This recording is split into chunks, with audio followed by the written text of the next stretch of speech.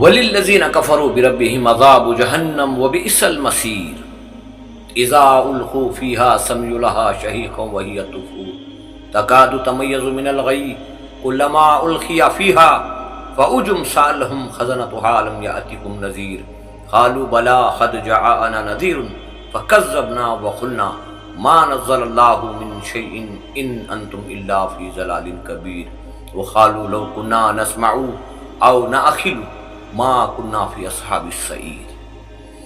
جن لوگوں نے اللہ کی آیات میں کفر کیا ان کے لیے اللہ نے جہنم کو تیار کر کے رکھا ہے اور وہ بہت برا ٹھکانہ ہے۔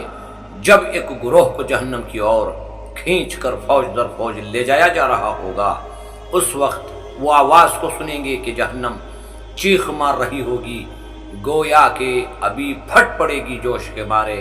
تو جہنم کا داروغہ پوچھے گا کیا کوئی تمہیں سمجھانے والا، کوئی بتانے والا نہیں آیا تھا؟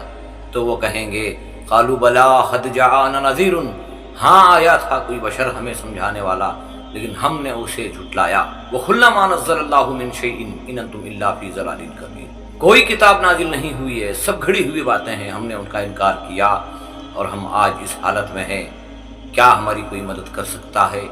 تو وہ جہنم کا داروغہ کہے گا تم نے جن باتوں کو سنا اس پر تمہیں چاہیے تھا کہ تم غور کرو۔ قالوا لو كنا نسمع او نعقل ما كنا في اصحاب السعیر، جن باتوں کو تم نے سنا ہے ان باتوں پر غور کرتے۔